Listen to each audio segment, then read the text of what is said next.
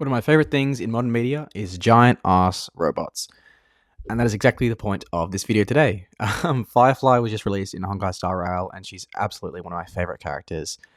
I love the Sam armor as a concept. It's just, I don't know, it's little young me is just screaming inside. Just so cool.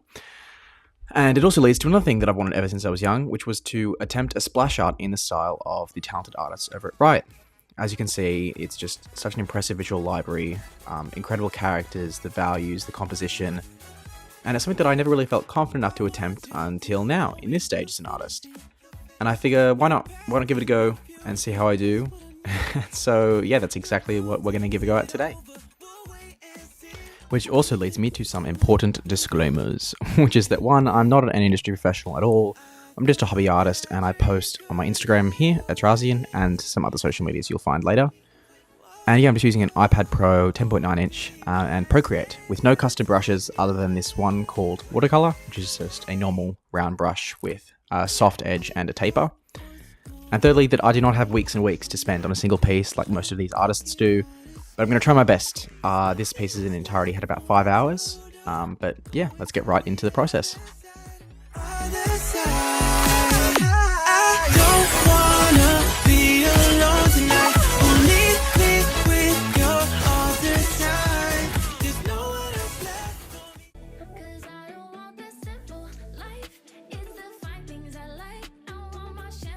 So the first part of any good piece is finding some good references. So obviously I jumped right on Pinterest. Most of my keywords were things like art reference, flying towards viewer, Superman, flying, fighting. Anything that kind of resembled things that the Sam armor does, I just tried to go for. This top row was really good. I really liked this one in particular. I just thought the way the knee comes forward, really interesting and cool, the way the arms brought back, and similarly this one as well, the way the arms are pulled back as well, I thought I wanted to bring into my piece also.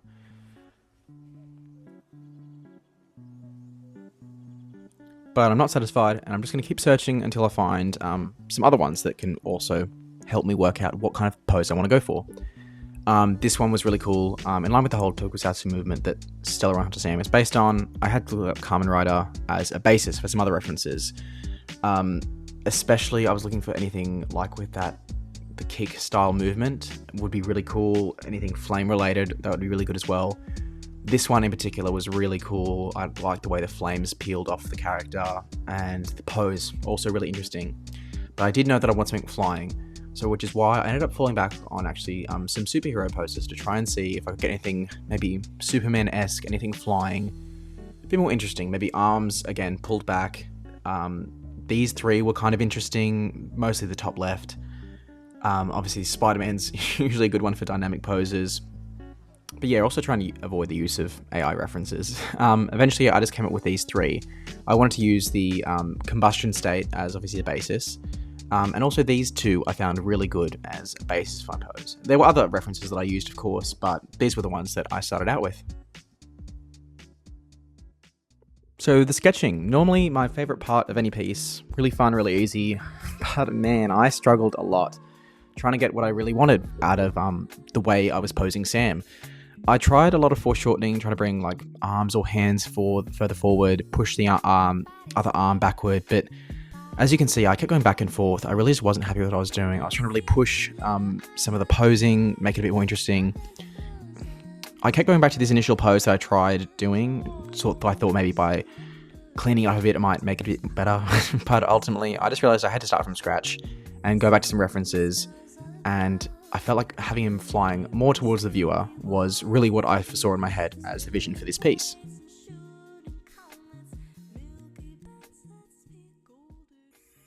So version 2, I'm starting out with a much more shape focused in terms of what I'm doing. Just blocking out really big areas of where the shoulder plates go, where the chest is pointing, things like that.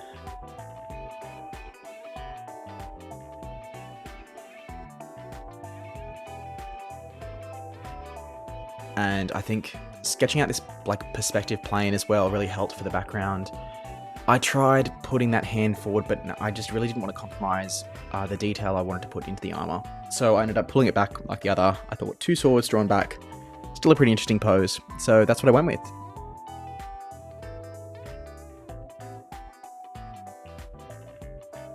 From here, I'm just starting to clean up the sketch. I really hate doing line art, so I ended up just erasing certain lines, drawing them over again, just chipping away at the lines bit by bit until the actual line work that I had remaining on the page I felt was clear enough and I could work with in terms of, say, rendering over it later and things like that.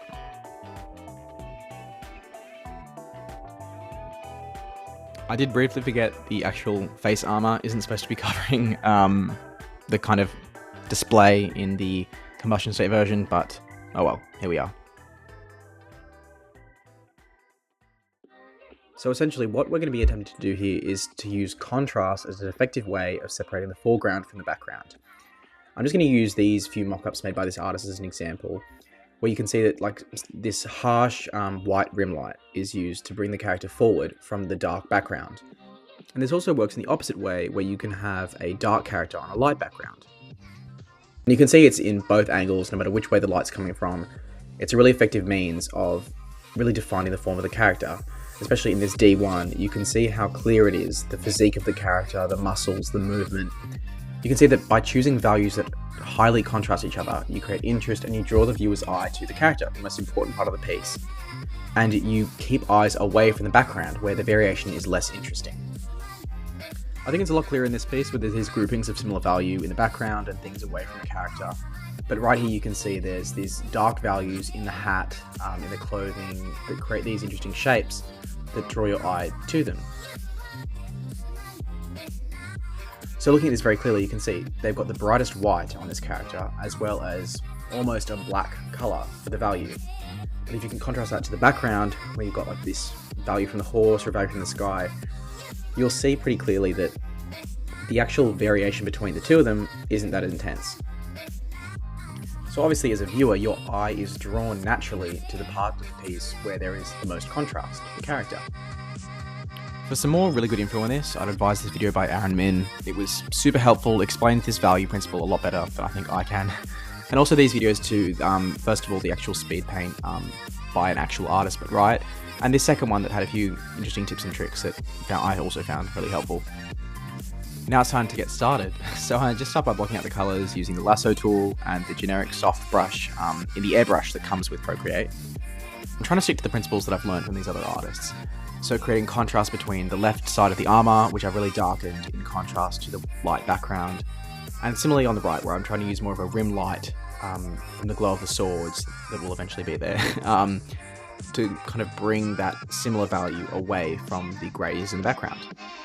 So here I'm using the lasso tool and airbrush again on a screen layer to kind of get a metallic effect across the armor. So I'm just highlighting around certain areas and then just only using the airbrush on one side to create both a sharp edge and a soft edge. And then when it came to actually doing the kind of, I guess, what would you say, the trails or wings that come off the back of the armor, I just used the abstract triangulum brush that also comes with Procreate, because it was going to take way too long to try and actually get that kind of ethereal mystic effect just using the tools I had in a quick time. So now we come to coloring.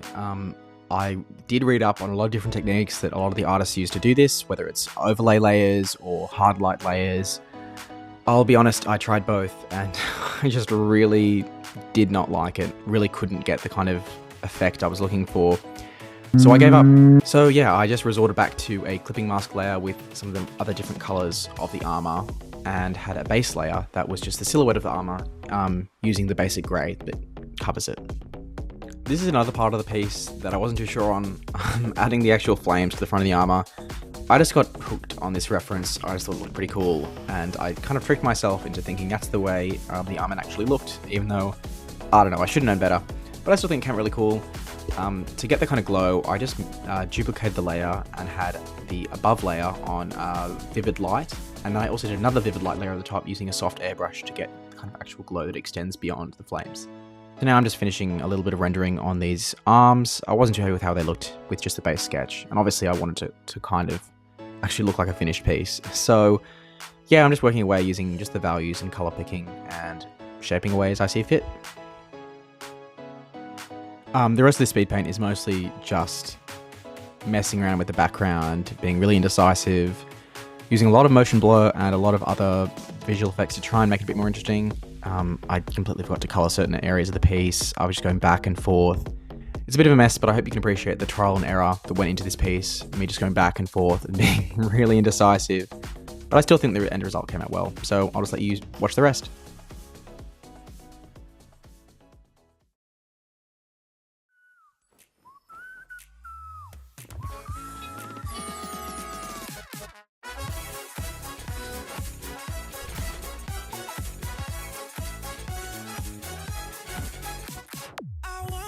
To show me your fantasy, no past and no future. That's what I need. The groove takes it over. We'll wait and see. Even I might blank out you and me. So the last thing I did in this piece, just to create a bit more contrast, was to export the quote-unquote finished image as a PNG, put it back into the piece, and use a gradient map over the top. I just used the Mocha, the very last one. And as you can see, as I adjust the opacity of it, it can really bring intensity to some of the shadows and make the highlights a bit brighter. So I've set it to about 50% just to make it a bit more interesting and make the final piece look a bit better.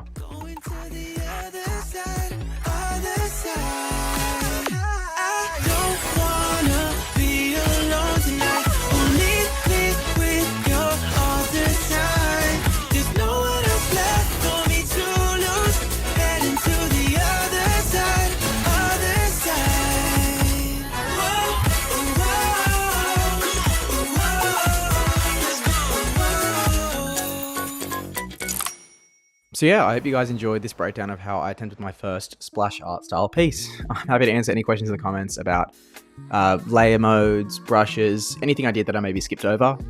And yeah, please follow me on my Instagram, Atrazian. That's where I'm most active, most regular. And I also got a Patreon that I've just set up where I post full-length speed paints of some of my other pieces that don't appear on here. And I'm looking to upload some tutorials soon. Thanks very much, and I'll see you in the next video.